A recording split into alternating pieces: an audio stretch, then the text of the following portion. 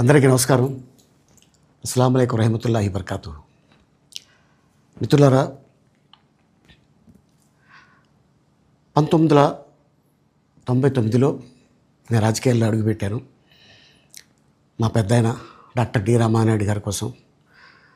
ఎందుకంటే నేను child artist తర్వాత నేను మళ్ళీ ఒక వయసు వచ్చిన తర్వాత నాకు అద్భుతమైన అవకాశం ఇచ్చి ప్రేమ ఖైదీ అనే సినిమాతోటి మళ్ళీ నా కెరీర్ స్టార్ట్ అయింది చైల్డ్ ఆర్టిస్ట్ తర్వాత.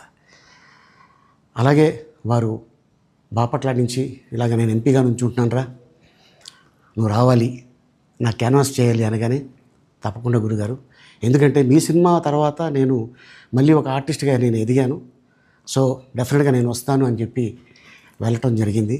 అప్పుడు టీడీపీ హయాంలో దాదాపు ఒకే పార్టీలో 20 సంవత్సరాలు నేను ఉన్నాను. తర్వాత మళ్ళీ ఇటు రావడం జరిగింది. నాకు అన్నం పెట్టింది ఫస్ట్ నా తెలుగు ఇండస్ట్రీ, నా తెలుగు ప్రజలు, ప్రేక్షక దేవుళ్ళు, నా నిర్మాతలు, నా డైరెక్టర్సు, నా హీరోలు. ఈ రోజున ఈ రేంజ్లో నేను ఎదిగాను. 45 సంవత్సరాలు ఇండస్ట్రీలో ఉన్నాను. దాదాపు 1200 సినిమాలు పైచిలుకు యాక్ట్ చేయడం జరిగింది. 6 భాషల్లో యాక్ట్ చేయడం జరిగింది. ఓకే, నేను దయాగుణం ఉంది, భగవంతుడు ఇచ్చాడు కాబట్టి నాకు రాజకీయం తోడైతే కొద్దిగా 10 మందికి నేను సహాయపడగలను అనే ఉద్దేశంతో రాజకీయాల్లోకి వచ్చాను తప్ప రాజకీయాలు చేయాలని రాజకీయాల్లోకి రాలేదు. ఇండస్ట్రీ నాకు ఇంత మంచి లైఫ్ ఇచ్చింది, నేనేం చేస్తే బాగుంటుంది అని నలుగురిని చూసి నేను ఒక ట్రస్ట్ పెట్టుకున్నాను మా నాన్నగారి పేరున. దాదాపు 16 సంవత్సరాలు అవుతుంది నేను ట్రస్ట్ పెట్టుకొని. ఏ రోజు కూడా, ఈవెన్ దో కోవిడ్లో కూడా ప్రతి నెల వాళ్ళకి 1000 రూపాయలు నేను సాయం చేసేవాడిని. కోవిడ్లో కూడా ఆపకుండా అలా కంటిన్యూగా సాయం చేస్తూనే ఉన్నాను. చాలామందిని నా కుటుంబంలో అవ్వచ్చు, బయట వాళ్ళు అవ్వచ్చు, చుట్టాల్లో అవ్వచ్చు, చాలామందికి చదివించాను నేను. అండ్ అలాగే మా తల్లిదండ్రులు నాకు ఇచ్చిన ఒక గుణం అది అందరితో పంచుకోవాలని చెప్పి ఉద్దేశంతో నేను ట్రస్ట్ కూడా పెట్టుకున్నాను.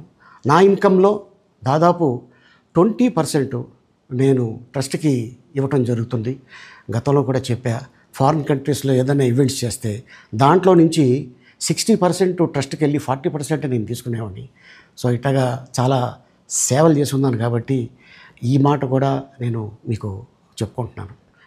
అండ్ అలాగే నేను వ్యక్తిగతంగా ఎవరి మీద ఏ పార్టీలో ఉన్నా కూడా నేను నా పార్టీ గురించి నేను పొగుడుతాను, అక్కడ ఉన్న వ్యక్తి ఎమ్మెల్యే క్యాండిడేట్ గురించి నేను పొగుడుతాను, నా నాయకుడిని నేను పొగుడుతాను తప్ప ఎప్పుడు ఎవరిని కూడా ఒక మాట అంటాం కానీ వాళ్ళ లైఫ్ గురించి కానీ వాళ్ళ పర్సనల్ లైఫ్ గురించి కానీ ఎప్పుడు కూడా ఏ వేదిక మీద కూడా మీరు వెతికినా కూడా దొరకదు.